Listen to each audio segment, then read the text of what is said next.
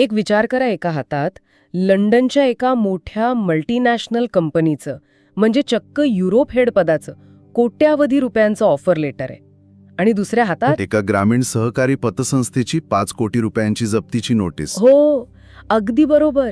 आणि ज्या माणसाने स्वतःचं पूर्ण आयुष्य वेचून ती संस्था उभी केलीये, तो जन्मदाता बाप सध्या मृत्यूशी झुंज देतोय. अतिदक्षता विभागात, म्हणजे ICU मध्ये बेशुद्ध पडलाय. बापरे, हा प्रसंगच अंगावर काटा आणणार आहे. हो ना. आजच्या आपल्या या सखोल चर्चेची सुरुवात अशा एका खऱ्याखुऱ्या माणसाच्या कथेतून होतीये, ज्याला या अत्यंत टोकाच्या आणि परस्पर विरोधी पर्यायांपैकी एकाची निवड करायची होती. म्हणजे हे ऐकायला एखाद्या थ्रिलर चित्रपटाचं कथानक वाटू शकतं. बरोबर. पण आज आपण आपल्या साहित्यातून ज्या गोष्टींचा अभ्यास करणार आहोत त्यातली एक अतिशय प्रखर अशी सत्यकथा आहे. राईट. आणि कसं आहे, या कथेच्या निमित्ताने आपण एका खूप मोठ्या प्रश्नाचं उत्तर शोधणार आहोत. महत्वाकांक्षा आणि कर्तव्य यांच्यात जेव्हा संघर्ष होतो तेव्हा माणूस नक्की काय निवडतो. नक्कीच. आणि आजच्या या सखोल चर्चेत आपल्याकडे जे साहित्य आहे ते खूप वैविध्यपूर्ण आहे. एका बाजूला आपल्याकडे 350 वर्षांपूर्वीचे संत तुकाराम महाराजांचे विचार आहेत, प्रभू रामचंद्रांच्या आदर्शाचे संदर्भ आहेत. आणि दुसऱ्या बाजूला पश्चिम महाराष्ट्रातल्या एका गावात नुकतीच घडलेली ही आधुनिक कॉर्पोरेट आणि ग्रामीण अर्थकारणाची गुंतागुंतीची कथा आहे. आपलं आजचं मिशन हे आहे की एका जुन्या तत्वज्ञानाचा, म्हणजे पित्याचा मान राखी, जनतेचा राजा होई, कर्तव्याला प्रथम ठेवून राम मार्ग दाखवी, या ओळींचा आजच्या वेगवान आणि प्रॅक्टिकल जगात कसा अर्थ लावला जाऊ शकतो हे समजून घेणं. बरोबर. आणि स्वतःच्या महत्वाकांक्षा बाजूला ठेवून एखादा माणूस मुकुट न घालताही राजा कसा होतो याचा आपण वेध घेणार आहोत. हा प्रवास खूप रंजक असणार आहे बरं का. हो, मलाही तसंच वाटतंय. कारण आपण फक्त काय घडलं हे पाहणार नाही आहोत, तर त्यामागील मानसिक आणि व्यावहारिक कारणमीमांसा, म्हणजे का आणि कसं घडलं यावर लक्ष केंद्रित करणार आहोत. जेव्हा आपण भूतकाळातल्या तत्वज्ञानाची आजच्या कॉर्पोरेट जगाशी सांगड घालतो ना, तेव्हा अनेक नवीन गोष्टी उलगडतात. चला तर मग सुरुवात करूया त्या जुन्या संदर्भापासून. संत तुकाराम महाराजांचा एक अतिशय प्रसिद्ध अभंग आपल्या साहित्यात दिला आहे. ते म्हणतात, मायबाप केवळ काशी, तेने न जावे तीर्थासी, पुंडलिके काय केले, परब्रह्म उभे केले. वरवर पाहता याचा अर्थ सरळ आहे की आई वडील हेच तीर्थक्षेत्र आहेत. पण यातला तो पुंडलिकाचा संदर्भ खूप काही सांगून जातो. जेव्हा साक्षात परब्रह्म म्हणजे विठ्ठल त्याला भेटायला आला, तेव्हा पुंडलिक आईवडिलांची सेवा करत होता. अगदी बरोबर. त्याने चक्क देवाला वीट भिरकावली आणि तिथेच थांबायला सांगितलं. म्हणजे विचार करा ना, देवाला थांबायला लावलं. हो, आणि या उदाहरणाचं विश्लेषण करणं खूप गरजेचं आहे. पुंडलिकाने देवाला वीट भिरकावली हा देवाचा अपमान अजिबात नव्हता. तो एक अतिशय प्रगल्भ असा प्राधान्यक्रमाचा, म्हणजे प्रायोरिटीचा निर्णय होता. अच्छा, म्हणजे प्रायोरिटी. हो ना. मुळात ईश्वराचा शोध बाहेर घेण्यापेक्षा आपल्या अस्तित्वाचा पाया असलेल्या कुटुंबाची जबाबदारी आधी पार पाडणं हे जास्त मोठं आध्यात्मिक काम आहे, असा तो विचार आहे. राईट. आणि असाच काहीचा संदर्भ आपल्याला रामायणातही मिळतो, जिथे दशरथाने कैकेयीला दिलेल्या वचनाची कोंडी रामाने स्वतःवर घेतली. स्वतःचा राज्याभिषेक नाकारून वनवास स्वीकारला. होय. आता इथे बघा, रामाने सिंहासनाला आपलं करिअर मानलं नाही. दशरथाला जगात खोटारडं ठरण्यापासून वाचवणं, पित्याच्या सन्मानाचं रक्षण करणं हे कोणत्याही सत्तेपेक्षा मोठं मानलं. आपण याला केवळ आज्ञाधारकपणा समजतो, पण हा अंधानुकरण करण्याचा भाग नाहीये. स्वतःच्या मुळाशी कृतज्ञ राहून एका मोठ्या सामाजिक मूल्याची जपणूक करण्याचा तो निर्णय होता. हे सगळं ऐकायला खूप छान वाटतं, पण आजच्या आधुनिक जगात हे कितपत लागू होतं? जर आज कोणी एखाद्या कॉर्पोरेट प्रोफेशनलला सांगितलं की वडिलांच्या शब्दाखातर तुझं प्रमोशन सोड, तर समाज त्याला वेड्यातच काढेल. नक्कीच काढेल. आपण आज करिअरला एखाद्या गगनचुंबी इमारतीसारखं मानतो, जिचे मजले अधिकाधिक उंच गेले पाहिजेत. आणि या उंच जाण्याच्या नादात ज्या जमिनीवरती इमारत उभी आहे त्या मातीकडे आणि पायाकडे आपण आउटडेटेड म्हणून दुर्लक्ष करतो. हे रूपक अगदी योग्य आहे. तुम्ही 50 मजली इमारत बांधू शकता, पण जर त्याचा पायाच खचत असेल तर ती इमारत कधी ना कधी कोसळणारच. बरोबर. आणि याच वास्तवाची चाचपणी करण्यासाठी आपण आता पश्चिम महाराष्ट्रातल्या शिरपूर गावच्या त्या सत्यकथेकडे वळूया. ही गोष्ट 2 वेगवेगळ्या जगांच्या संघर्षाची आहे. तर ही कथा आहे आबासाहेब पाटील यांची. ते एक निवृत्त मुख्याध्यापक आहेत. शिरपूरमध्ये सावकारांचा खूप मोठा सुळसुळाट होता. गरीब शेतकऱ्यांच्या जमिनी कवडीमोल भावाने बळकावल्या जायच्या. खूप भयानक परिस्थिती असते अशी. हो ना. यावर उपाय म्हणून आबासाहेबांनी गावातल्या 500 शेतकऱ्यांना एकत्र करून एक सहकारी पतसंस्था उभी केली. इथे एक गोष्ट समजून घेणं आवश्यक आहे की सहकारी पतसंस्था ही केवळ एक बँक नसते, ती एका संपूर्ण गावाची अर्थवाहिनी असते. राईट. जेव्हा मोठ्या बँका अटी आणि नियमांमुळे छोट्या शेतकऱ्यांना कर्ज देत नाहीत, तेव्हा अशा पतसंस्था त्यांना सावकारांच्या विळख्यातून वाचवतात. आबासाहेबांनी केवळ संस्था उभी केली नाही, तर 500 कुटुंबांना एक आर्थिक सुरक्षा कवच दिलं. आणि या आबासाहेबांचा एकुलता एक मुलगा आहे राघव. राघवने पुण्यातून इंजिनिअरिंग केलं, मुंबईतील एका प्रतिष्ठित संस्थेतून MBA पूर्ण केलं आणि आता तो मुंबईत एका मल्टीनॅशनल कंपनीत उच्च पदावर काम करतोय. आता इथे कथेत एक अतिशय महत्त्वाचं वळण येतं. राघवला त्याच्या कंपनीने युरोप हेड म्हणून निवडलं आहे. त्याला कोट्यावधी रुपयांचं पॅकेज मिळणार आहे आणि तो लवकरच लंडनला शिफ्ट होणार आहे.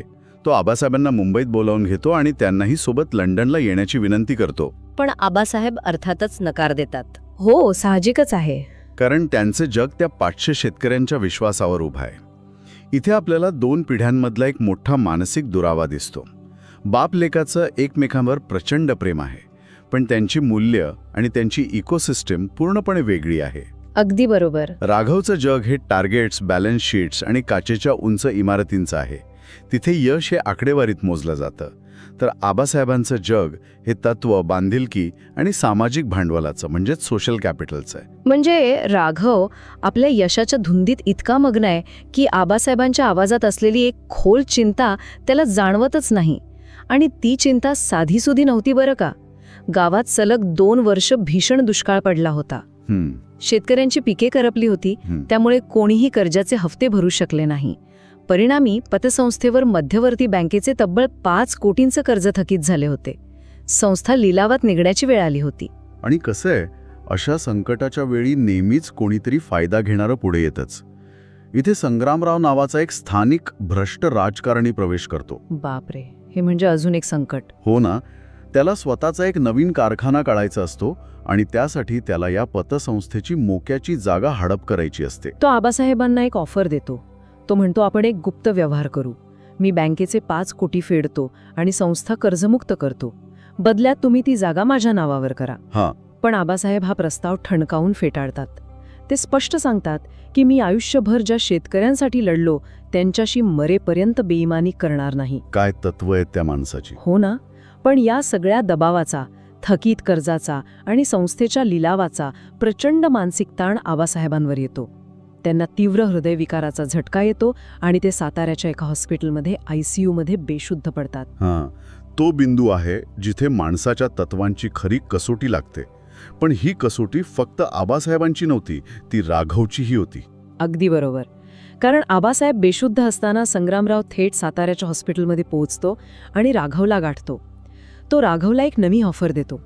तुझ्या वडिलांची अवस्था गंभीर आहे, संस्थेची जमीन माझ्या नावावर कर, बँकेचे 5 कोटी मी भरतो आणि तुला वरून रोख 1 कोटी रुपये देतो. बापावर उत्तम उपचार कर आणि लंडनला निघून जा. खऱ्या अर्थाने एक ज्याला आपण अल्टिमेट डिलेमा म्हणतो ना, तसा प्रसंग आहे. एका बाजूला बापाचा जीव आणि स्वतःचं भविष्य आहे आणि दुसऱ्या बाजूला बापाची तत्व आहेत. आता इथे मला थोडा वेळ थांबायचंय आणि या प्रकरणाचं एका वेगळ्या दृष्टिकोनातून विश्लेषण करायचंय. आपण जरा डेव्हिल्स ॲडव्होकेट बनून विचार करूया. बरं. निव्वळ प्रॅक्टिकल आणि तार्किक विचार केला तर राघवने त्या कागदांवर सही करणं हेच सर्वात शहाणपणाचं लक्षण नाहीये का? बघा ना, त्याने सही केली तर बँकेचं कर्ज फिटेल आणि संस्था लिलावाच्या प्रक्रियेतून बाहेर पडेल. राघवच्या हातात 1 कोटी रुपये येतील, ज्यातून तो वडिलांवर देशातले सर्वोत्तम वैद्यकीय उपचार करू शकेल. आणि सर्वात महत्त्वाचं म्हणजे तो या गावच्या राजकारणातून कायमचा मोकळा होईल आणि लंडनला जाऊन स्वतःचं युरोप हेड बनण्याचं स्वप्न पूर्ण करू शकेल. एका स्प्रेडशीटवर जर आपण फायदे आणि तोटे मांडले तर राघवचा यात सर्व बाजूनी फायदाच आहे. शेतकऱ्यांच्या जमिनी गेल्या तरी त्यात राघवची काय चूक? मग यात चुकीचं काय आहे? तुमचा हा युक्तिवाद आजच्या कॉर्पोरेट जगात 100% योग्य मानला जाईल. पण इथेच ऑप्टिमायझेशनची व्याख्या बदलते. आपण केवळ पैशांवर रिटर्न ऑन इन्व्हेस्टमेंट म्हणजे ROI काढतोय. राईट. पण ICU मध्ये जेव्हा आबासाहेब थोड्या वेळासाठी शुद्धीवर येतात तेव्हा त्यांचे शब्द काय होते? ती जागा विकू नको, माझी इज्जत. इथे इज्जत हा शब्द केवळ अहंकार दर्शवत नाही. इज्जत म्हणजे आबासाहेबांनी आयुष्यभर कमावलेलं सामाजिक भांडवल. हां, बरोबर. जर राघवने ते पैसे घेतले असते तर त्याने आबासाहेबांचं शरीर नक्कीच वाचवलं असतं. पण ज्या मूल्यांसाठी तो माणूस आयुष्यभर जगला त्याची ती ओळख, ती इज्जत कायमची मेली असती. आबासाहेब जिवंत राहूनही आतून मरण पावले असते. हे फारच महत्त्वाचं निरीक्षण आहे. म्हणजे आपण अनेकदा प्रॅक्टिकल होण्याच्या नादात ज्या गोष्टी खरोखरच मूल्यवान आहेत त्यांचा बळी देतो. राघवसमोर हाच प्रश्न होता की आपल्या वडिलांना केवळ जिवंत ठेवायचं आहे की त्यांचं अस्तित्व टिकवायचं आहे. अगदी तसंच. आणि राघवने यातून जो मार्ग निवडलाला तो थक्क करणार आहे. हो, राघव स्वतःच्या भूतकाळाकडे वळून पाहतो. त्याला आठवतं की वडिलांनी स्वतः फाटका सदरा घालून स्वतःच्या गरजा मारून त्याला पुण्या मुंबईला शिकायला पाठवलं होतं. त्याला हे जाणवतं की जर आज त्याने सही केली तर बँक कर्ज फिटेल पण बापाचा मान कायमचा मरेल. आणि मग राघव तो निर्णय घेतो. तो संग्रामरावचे ते कागद फाडून हवेत भिरकावून देतो. आणि हाच तो क्षण आहे जो आपण सुरुवातीला संत तुकारामांच्या अभंगात पाहिला. पुंडलिकाने साक्षात देवाला वीट भिरकावली होती. राघवने इथे लंडनच्या मोहाला आणि भ्रष्ट पैशाच्या प्रस्तावाला ती वीट भिरकावली. हो ना, तो केवळ कागद फाडून थांबत नाही. राघव थेट लंडनच्या कंपनीला मेल करतो की I resign, my father and my people need me here. म्हणजे मी राजीनामा देत आहे. माझ्या वडिलांना आणि माझ्या लोकांना माझी इथे गरज आहे.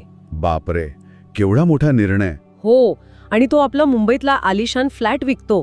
त्यातून आलेल्या पैशांमधून तो वडिलांच्या उपचाराचा सर्व खर्च करतो आणि उरलेले 2.5 कोटी रुपये थेट बँकेत भरून संस्थेला लिलावापासून वाचवतो. हा त्याग नक्कीच मोठा आहे.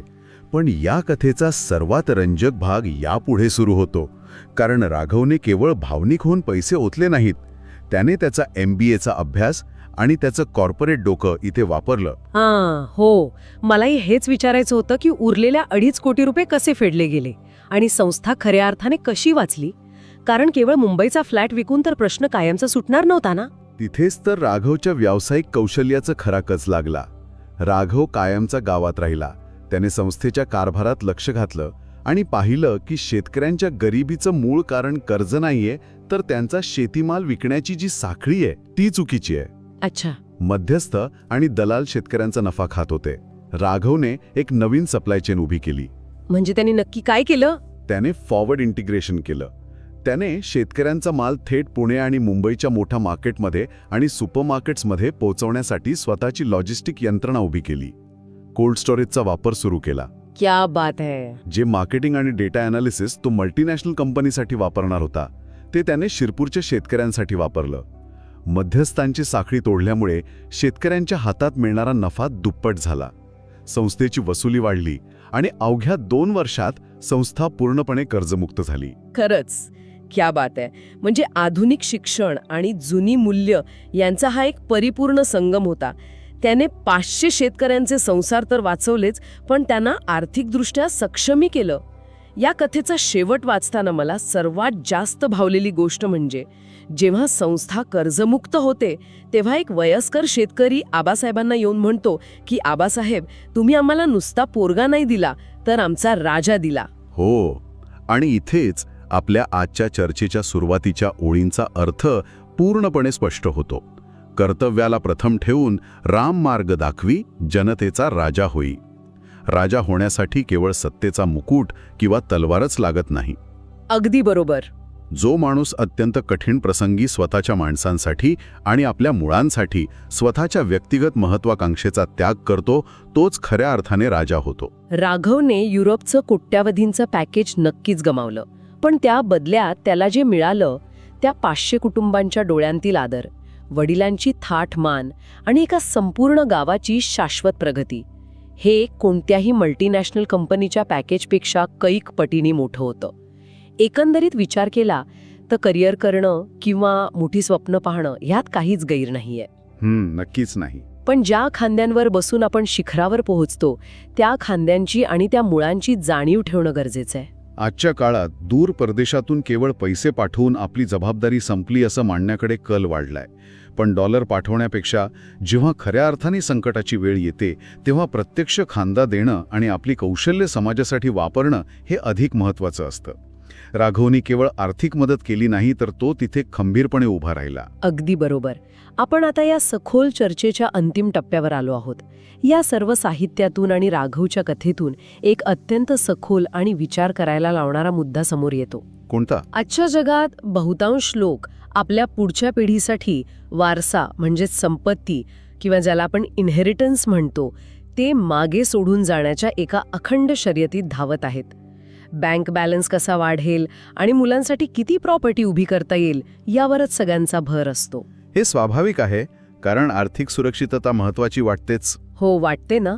पण खरं सांगायचं तर खऱ्या यशाचं मोजमाप आपण किती संपत्ती मिळवली यावर ठरत नाही, तर मागच्या पिढीकडून म्हणजे आपल्या आईवडिलांकडून मिळालेल्या मूल्यांचा आणि तत्वांचा वारसा एखाद्या व्यक्तीने किती प्रामाणिकपणे जपला आणि तो जपण्यासाठी प्रसंगी काय त्याग केला यावर ते ठरते.